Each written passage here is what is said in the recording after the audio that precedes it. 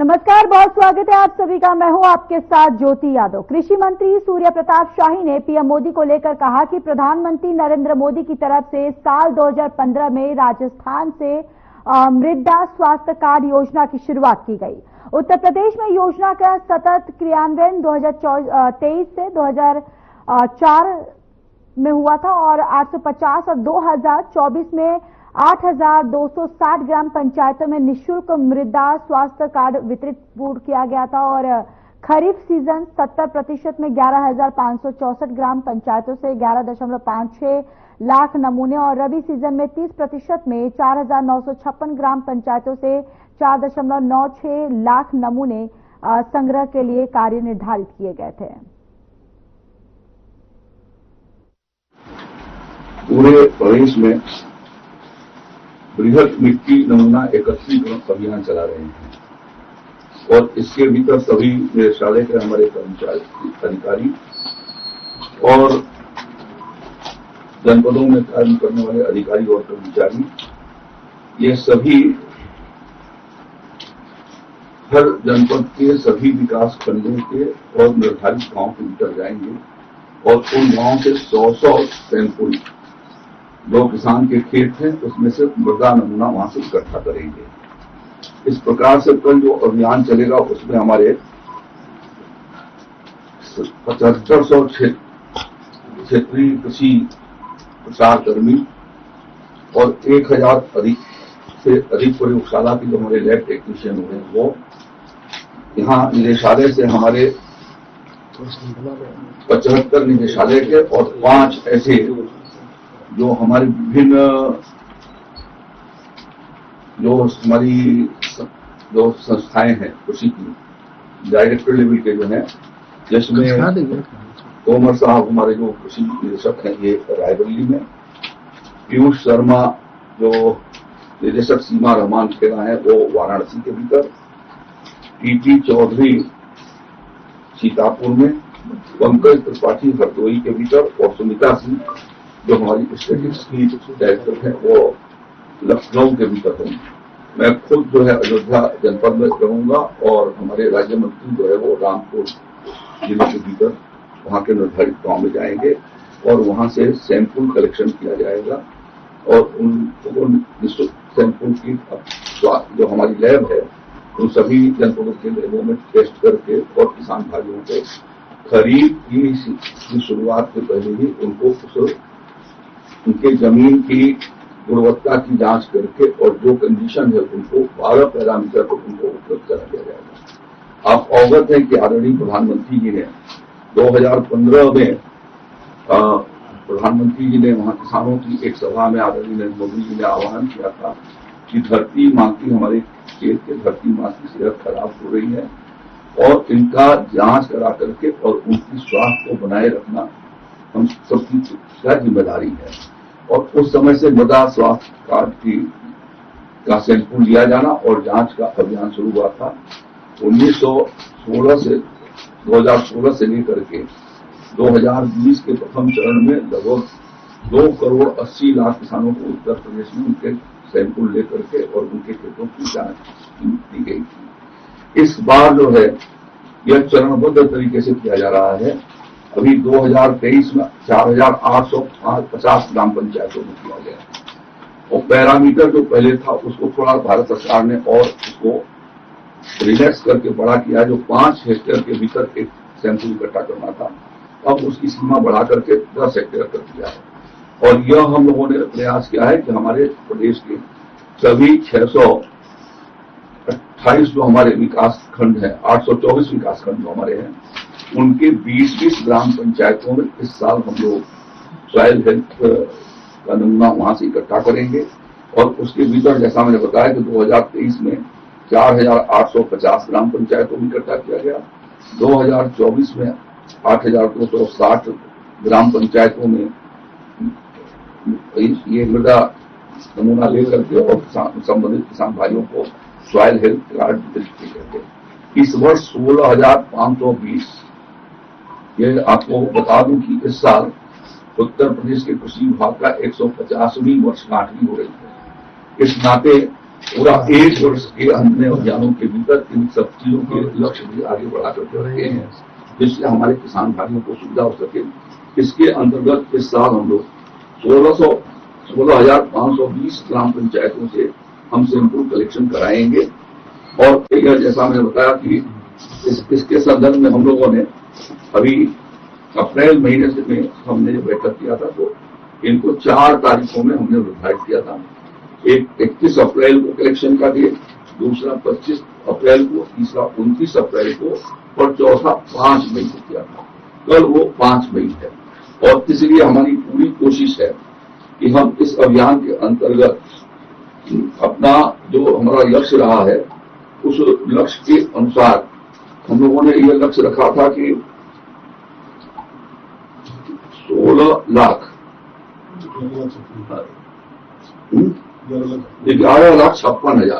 11,56,000 sample हम किसान भाइयों के खेतों से इकट्ठा करेंगे। उसमें से उन 3 तारीखों के भीतर 3,60,000 सैंपल इकट्ठा हो गए हैं।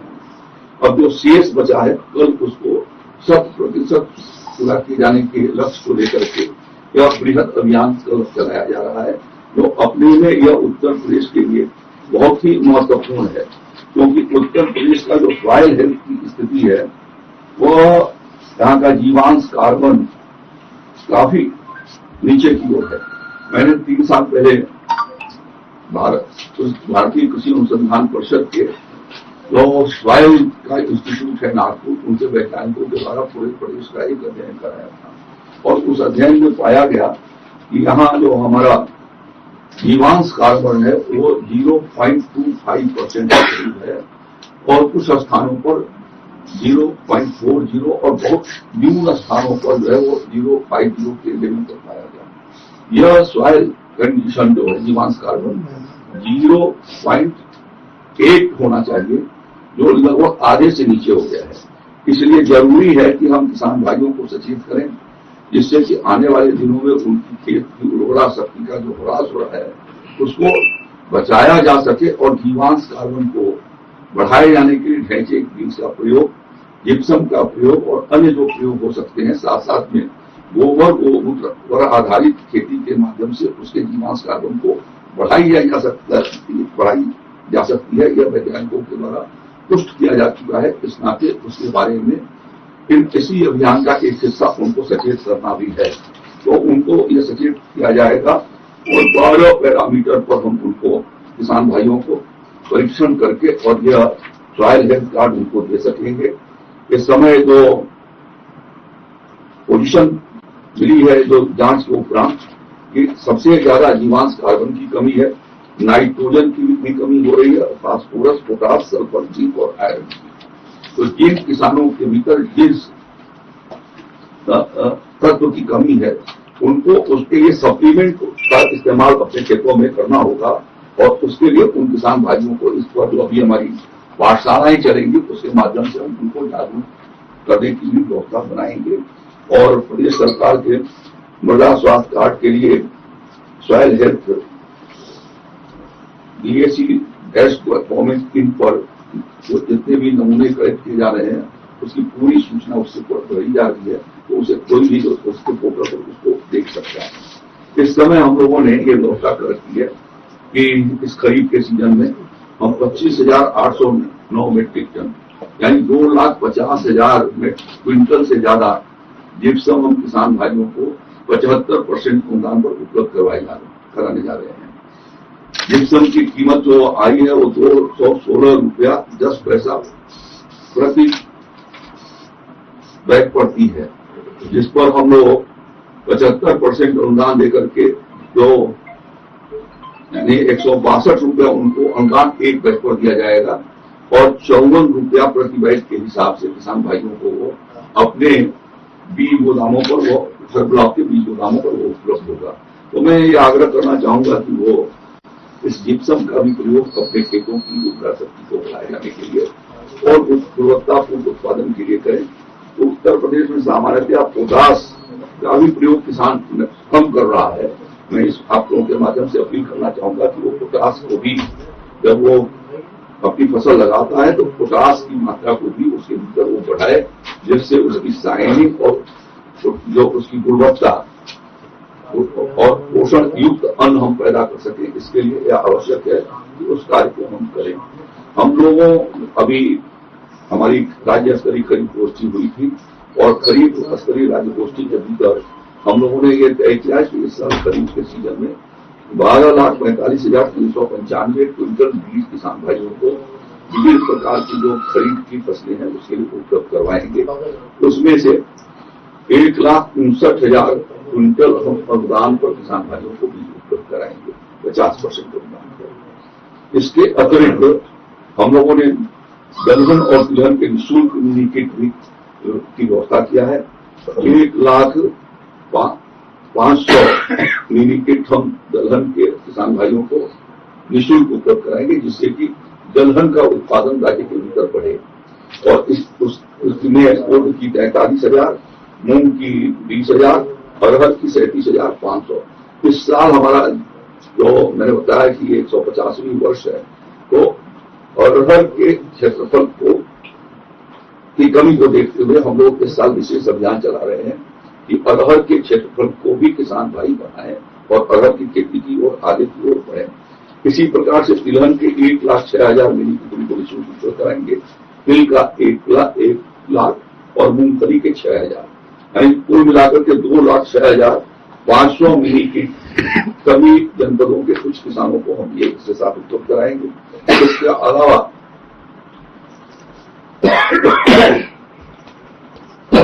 धान, ज्वार, बाजरा और मक्का इनके हाईब्रिड सीड पर भी यानी संकर बीज के ऊपर भी हम लोगों ने अनुदान की व्यवस्था किया है 50% अनुदान पर। जो नोटिफाइड सीड है उसके ऊपर हम 15,000 रुपए प्रति टन यानी 100 प्रति कुंटल यानी 150 रुपया कुंटल की सब्सिडी देंगे। जो नॉन नोटिफाइड है, जो प्रसिद्ध है, उनके ऊपर 100 रुपया प्रति किलो का हम उनको अनुदान देंगे। इस तरीके से हाईब्रिड के माध्यम से भी किसान खेती कर सके, इसकी हम लोगों ने व्यवस्था किया है।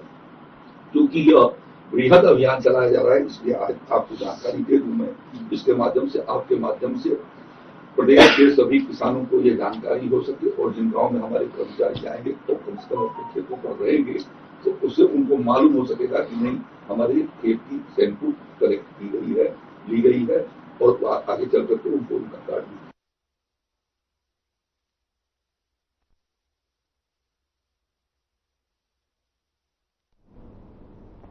नोएडा एंटरप्रेन्योर और एसोसिएशन के नवनिर्मित सभागार का उद्घाटन हुआ। एनईए अध्यक्ष विपिन मल्हान ने कार्यक्रम की अध्यक्षता की।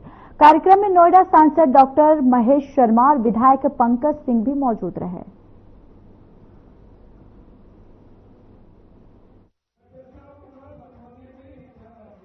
कई बार आप सब लोग तो अपने उपयोग में आप लोग करते ही हैं, लेकिन इसके अलावा एनईए के इस भवन को, इस जगह का उपयोग कई बार हमारी पार्टी भी करती है। लेकिन ये बहुत सुंदर और बहुत अच्छी चीज आपने यहाँ पर शहर को दे दी है, इसके लिए आप सब लोगों को बहुत शुभकामनाएं, बहुत बधाई। मैं जब अंदर आया तो मैं यही सोच रहा था कि ये जगह आपने उसमें से कैसे निकाल ली आपने और इतना सुंदर इस जगह को आपने बना दिया ताकि यहाँ शुरू से लेकर दूर तक सबसे एक साथ ऐसा लगता है कि देखते हुए सबसे 1 to 1 ऐसे बात हो रही है। इस तरीके से आपने इसको बनाया है, तो आप सब लोगों को इसके लिए बहुत बधाई, बहुत शुभकामनाएं। एनईए तो जिस क्षेत्र में काम कर रहा है, जिस आवाज को जो एंटरप्रेन्योर्स हैं, इंडस्ट्रियलिस्ट हैं, उनकी आवाज को आप सब लोग लगातार उठाते ही रहते हैं। इसमें हम लोग, मैं हूं, आदरणीय डॉक्टर महेश शर्मा जी हैं, हम लोगों से लगातार एक संपर्क आप सब लोगों का बना ही रहता है और आप लोगों की कही हुई बातों को हम लोग आगे रखते रहते हैं। तो आप सब लोगों ने उन आवाज को सत्ता के गलियारे तक, दरवाजे तक वो पहुंच जाए, इसके लिए आप लोगों का जो प्रयास रहता है वो भी अत्यंत सराहनीय है। उसके लिए आप लोगों को शुभकामनाएं और ऐसे में वो आवाज यहाँ पर आ जाए, यहाँ पर एकत्रित हो, बैठे और उनसे चर्चा हो, बातचीत हो और उसमें से उन बातों को लेकर फिर स्टेट लेवल तक लेकर आप लोग जाएं। इसके लिए ये जो बनाकर आपने इसको तैयार किया, इसके लिए बहुत शुभकामनाएं, बहुत बहुत बधाई। जो वास्तव में यादगार रहे।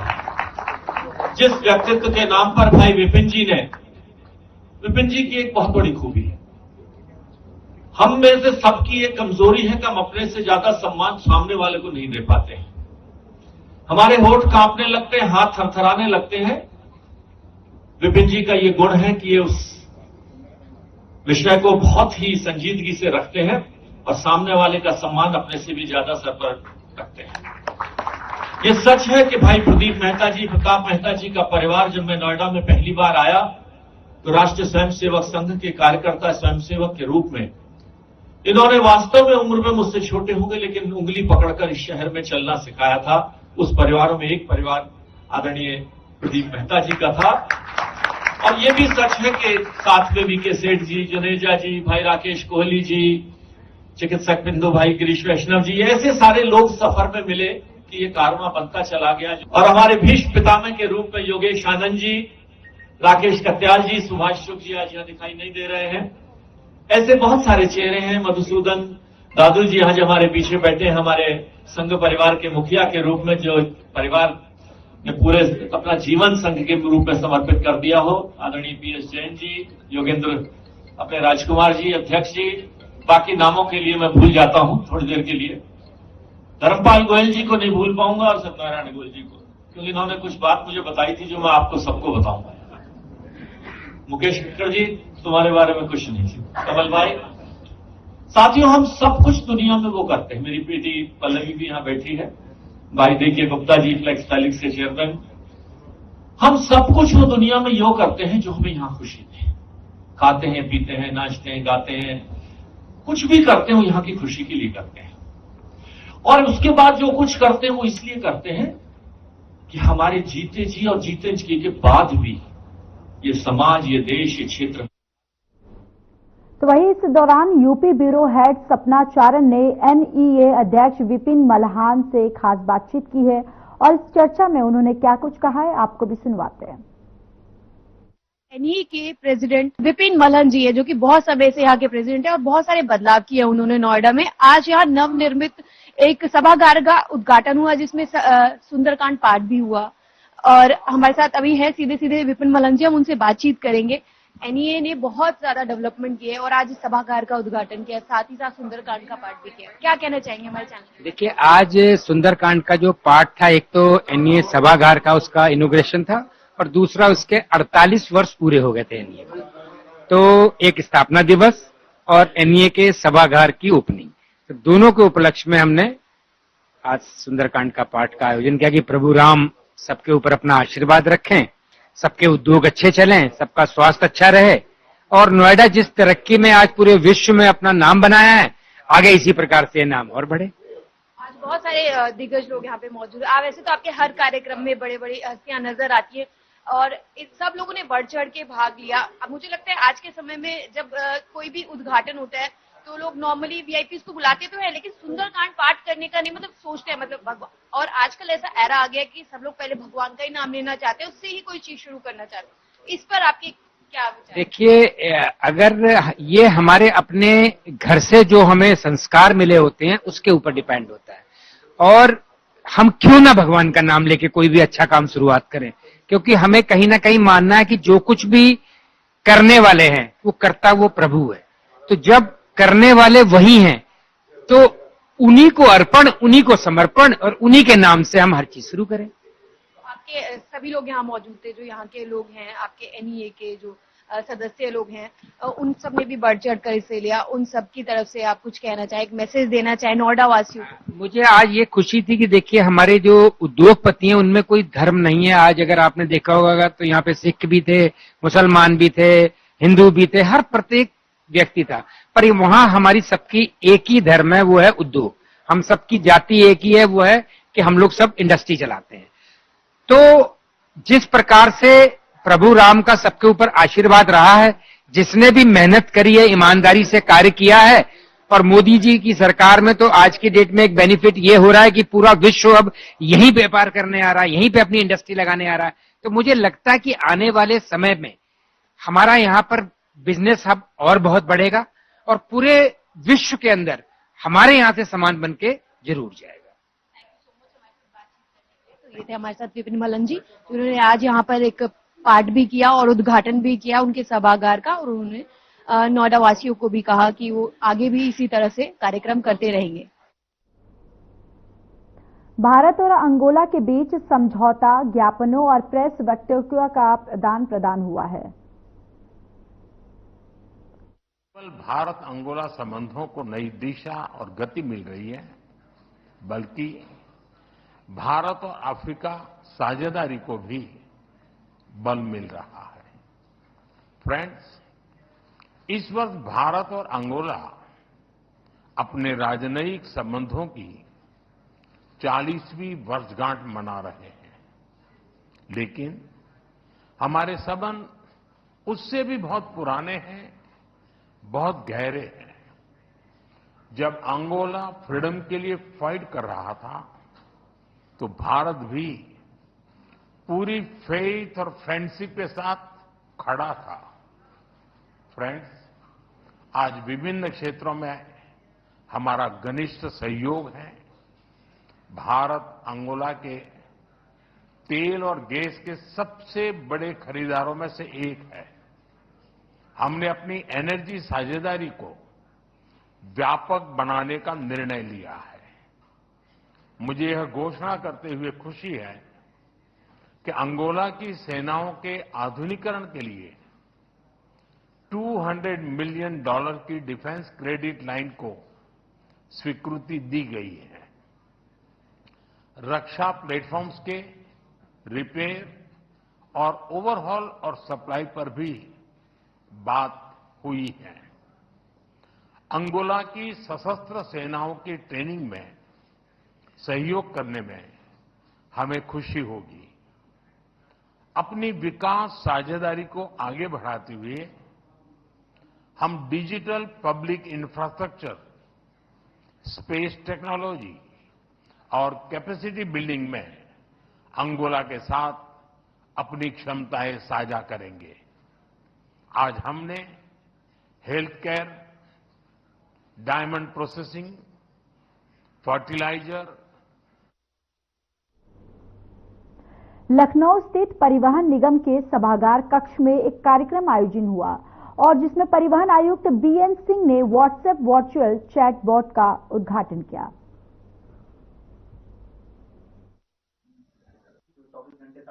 जैसा कि आप अवगत हैं कि ऑनरेबल सीएम और ऑनरेबल मिनिस्टर साहब जो हैं और शासन ये चाहती है कि शासन का हर विभाग जनता के बहुत पास पहुंचे। एक ट्रांसपेरेंट सिस्टम क्रिएट किया जाए जिसमें जनता को अपनी आवश्यकताओं की चीजें एक्सेसिबल हो। अब इसके लिए बहुत से प्लेटफॉर्म्स हैं, ट्रेडिशनल प्लेटफॉर्म्स भी हैं, मॉडर्न प्लेटफॉर्म भी है। हमारा विभाग बड़ा कॉम्प्लेक्स विभाग है और मॉडर्न विभाग है, परिवहन विभाग। जब आप घर से सुबह निकलते हैं तो भी परिवहन के डोमेन में होते हैं और शाम को घर पहुंचेंगे तो भी आप अपनी वाहन से रहेंगे। बुलेटिन में मेरे साथ इतना ही, पर अब वक्त हो चला है डॉक्टर राकेश गुप्ता के साथ हमारे खास कार्यक्रम प्लस माइनस का।